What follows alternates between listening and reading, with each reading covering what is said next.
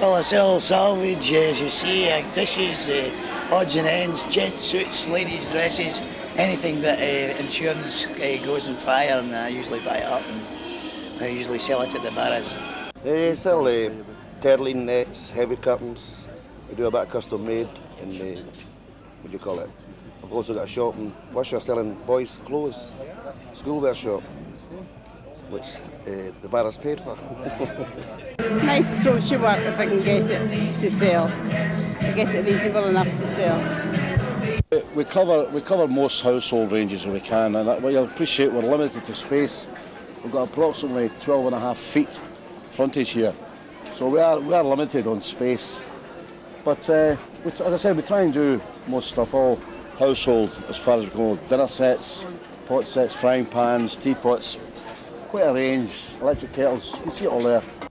Top quality jewellery, upmarket, 9 carat, 18 carat, rings, bracelets, watches, all under guarantee of course, 3 years guarantee with all the watches. Do all the sizing for all the rings and we don't charge for the sizing. Make ourselves competitive and sell equal to the top quality merchandise they sell in any other shop in the west of Scotland. All types of underwear for boys, girls, mummies and daddies and all the sexy types as well. Get some brassware for my daughter in Canada and baby clothes. Just a walk about, just see what I can see and I can buy. Come to do some shopping and to have a look round. Antique jug or something of that character that is really a very fine piece of work. Even a nice picture, a good framed picture from some of the old timers, you know. There's a guy out Garnock Way. He used to come down and buy table covers. And if you see the table cover that's in Garnock Way, it's one of mine. You only paid 50 pence for it. I bought my first watch here 48 years ago for 1 shilling and 7pence, a pocket watch. I've still got it. I've been selling here for over 40 years. I started selling over on the other side there, and I came to this stall about 30 years ago. One of the most interesting sales I ever had. Old Charlie Diamond, an old pal of mine who's a local car dealer, drove up here one day with an old Volvo, and he knew my car was off the road, and he came up and looked at a charm bracelet he looked the week previous for his wife, and he said, you want to do a deal with a charm bracelet against the car? So he said, I'll need to part with money. So he wanted £100, I gave him 25 quid, and he gave me the keys of the car, and I gave him the charm bracelet, and I run the car into the ground. I came 45 years ago to give my mother a hand on an odd Saturday morning. She's been here 60 years, and I came to give her a hand, and I've been here ever since. Everything was open there, and we used to hire the Barra from a fella called Hislop. And the interesting thing is you had to get as much in the Barra as you could, and it was a pushing the Barra up the hill there. And used to give the lorry drivers a shilling or a sixpence to tie the Barra on and tow you up. And it was terrific coming up the hill, but at night time when you were packing up and going down the hill, your legs never left the ground because the Barra was downhill all the road, and this was exciting. And as I say, there were no roofs in the Barras then. And what happened, if it was dry on a Saturday, you come up and you set up your stall. But the minute the rain came on, everybody was underneath the Barra to protect themselves from the rain. And if you're lucky the rain went off, if no, you were under the Barra for the rest of the day. I'm born and bred in the district here, yards from where we're standing. Spent all my life here at the market. As a young laddie brought up just across the road there. I was always in the Barras area, you know, running about watching all the old town grafters. Myself actually selling. I've been selling well over the 30 years mark, you know, well over 30 years. Around this market you must appreciate you get from all walks of life, you know, from say sporting personalities, theatrical people. I mean, Lex McLean, for instance, one time, and I knew Lex very, very well. Lex has come round the market here and lots of conversation with him. Another one in the theatrical line was Connolly, Billy Connolly. Billy Connolly got a lot of his stuff from this same market where I'm standing now.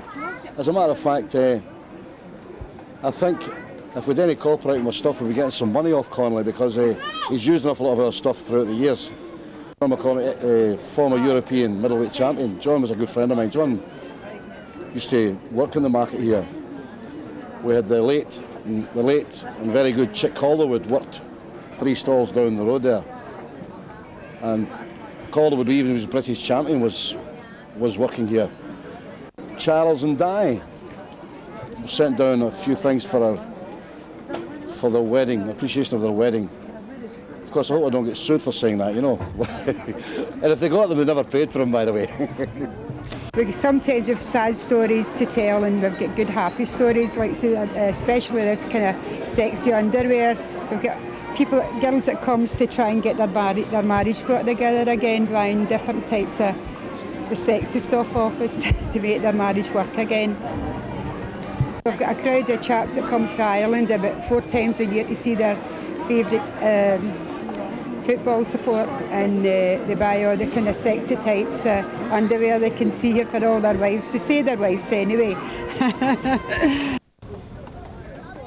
Well, staying here and seeing all the things that was happening, you had to be involved because there was so much happening here, you know, buildings getting pulled down, factories, everything disappearing here, that you had to, if you're going to stay, you had to be involved in what was happening in it. And that's how I got involved, because I wanted to know what people were doing with my money and the authorities and how they all worked and things like that.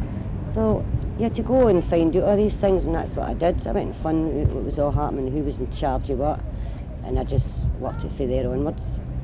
I didn't like the type of house that they were going to be building and things like that, so we had to have a wee battle and fight with them, and that was fine. We won the battle through there, so we got what we wanted, you know, in housing and environmental improvements and a lot of things like that.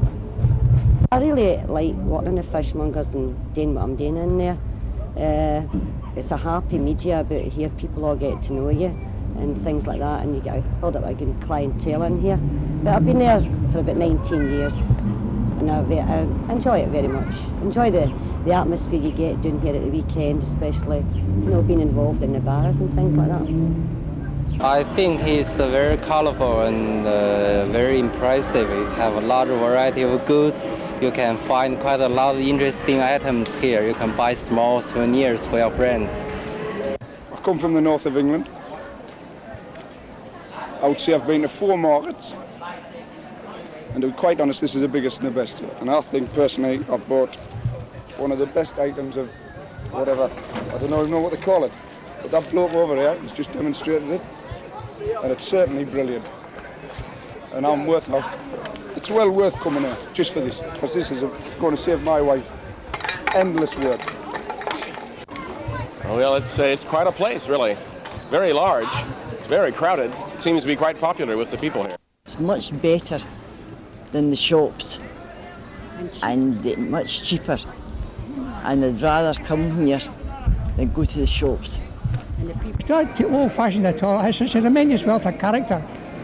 A character that can't be copied anywhere in Scotland.